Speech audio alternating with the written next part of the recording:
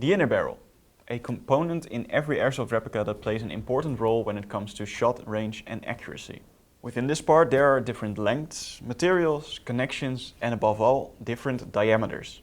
With new players, but also experienced players, there can sometimes be some confusion when which type of inner barrel is the best choice for what this player wants to achieve with their replica. So let's get all the facts straight. The inner barrel is connected to the hop-up mechanism that feeds each BB from the magazine. The BB then passes through the inner barrel as it's shot. So the inner barrel plays a role in the accuracy and range of the replica. As you already hear, this is an important part to get the most out of your system. Of course, all parts in a replica are important for the functioning, but the inner barrel ensures that everything the system does also comes into its own when the BB leaves the system. To start with, the connection. Inner barrels within the airsoft world have different types of connections, each of which is suitable for different types of replicas or hop-up units. These are two types, one for AEG replicas and the other for snipers, pistols and other GPB replicas. As you can see, the AEG inner barrel has a small bridge which makes the space for the bucking different than the other type, as you can see here. If you want to get a different inner barrel for your replica, take a good look at which type of connection your current inner barrel uses. Then we come to the next part that you should pay attention to when you want to replace the inner barrel of your replica: the material. Many standard inner barrels are made of brass. This soft material is relatively cheap and has a fair amount of weight. Because the material is relatively soft, damage can occur more quickly and this material is also more sensitive to oxidation. It is therefore advised, as with other inner barrels, to keep them clean.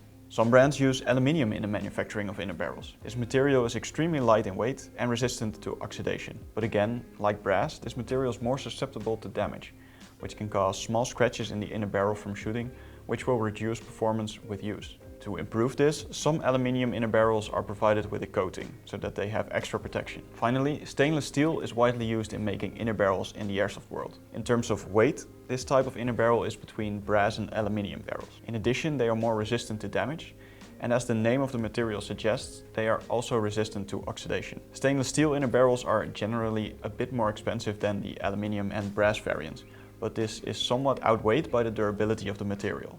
But of course, not only the material is important, but also the finish. If an inner barrel is not tightly or neatly finished, this can cause various problems. If you want to upgrade the inner barrel of your replica, it is therefore useful to ensure that you purchase one from a brand where you can be sure of a high quality finish. These can be inner barrels from, for example, Maple Leaf, Mad Bull, Prometheus and other brands. So check whether you can find an independent review or description of the product so that you can purchase a good quality inner barrel. The next important thing is the length of the inner barrel. In general, the length of the inner barrel in an airsoft replica affects the joule and FPS of the replica. In other words, the speed and power at which the BB leaves the inner barrel. This has to do with the longer the inner barrel, the longer the gas or air has time to expand and carry the BB to its target. In theory, with a longer inner barrel, the FPS and joule of the replica should be a bit higher. An important side note here is that the compression of the replica must be sufficient to push the BB in its entirety through the inner barrel. For example, if the cylinder of a replica cannot be filled enough to handle the full volume of the inner barrel, negative pressure can occur. This results in the FPS and joule dropping because this creates a kind of suction behind the BB, making it slow down. Because of this, it is possible that when the replica is equipped with a longer inner barrel, other parts must also be replaced in order to provide the correct pressure. When we talk about the length of inner barrels, there is a common misconception within this topic that we need to debunk. The length of the inner barrel does not affect the accuracy or precision of the replica. These properties are mainly created by the inner diameter, manufacturing quality of the inner barrel, and the quality of the other parts in the replica, such as the hop-up for example. However, the length of the inner barrel can influence the degree of stabilization of the BB. The stabilization is created by the airflow and is also influenced by the inner diameter. But if the length of the inner barrel is not long enough to achieve the stabilization, then the BB is not sufficiently stabilized. However, once the stabilization has reached its ideal point in the inner barrel, the remaining length of the inner barrel has no influence on this anymore.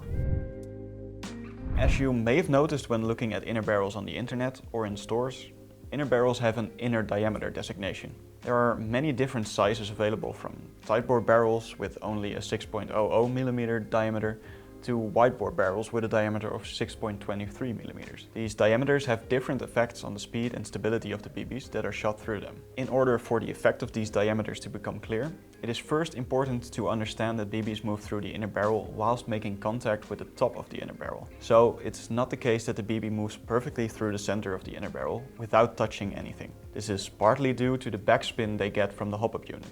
In addition, inner barrels, no matter how well they are made, can contain small bumps on the inside. This makes the BB bounce as it moves through the barrel. Of course, the better the quality of the inner barrel, the less of these bumps are on the inside, or the smaller these bumps are. To start with the inner barrels that fall under the Tightbore category. Tightbore inner barrels are generally used to concentrate the airflow behind the BB, increasing power and speed. It's often thought that this type of inner barrel improves the accuracy and precision of the BB, but that is not always the case. Because the BB is so tight inside these inner barrels, there's barely room for the airflow to move around the BB. This creates a lot of pressure behind the BB, thus increasing the power, but this also makes it so that the BB is not stabilized by the airflow. So sometimes BBs in this type of inner barrel can bounce more because the effects of the bumps cannot be dampened by the airflow. This makes it so that a high quality Tightbore barrel is a must. Often this type of inner barrel is also referred to as a precision barrel. Widebore inner barrels, on the other hand, provide extra space around the BB so that the airflow can partially pass under the BB. This creates a kind of air cushion underneath the BB, which stabilizes it against the top of the inner barrel and therefore retains the backspin of the hop-up unit longer. This way the bounce can be reduced so that the BB leaves the inner barrel with a more stable trajectory. A widebore barrel therefore needs more air volume to push the BB than a tightbore barrel, which means that other parts may have to be upgraded to achieve the desired FPS and joule. So it really depends on what you want to achieve with the upgrade, which is the right choice for the replica. As mentioned earlier, it's important that you also clean the inner barrel regularly. Since inner barrels have small bumps on the inside, dirt can easily get stuck behind them. By cleaning it, you ensure that no dirt accumulates that can affect performance. This is especially important with tightbore barrels, as they already have a small space through which the BB moves and therefore have little extra room for dirt. To do this, you need a few things. A cleaning rod with a cleaning pellet or a soft brush at the end, and a cleaning agent such as this foam cleaner. You spray this cleaning agent on the cleaning pellet with which you will clean the inner barrel. Instead of the cleaning rod, it is also possible to use an unjamming rod, which is included with many replicas. Here you can often put a cleaning cloth at the end.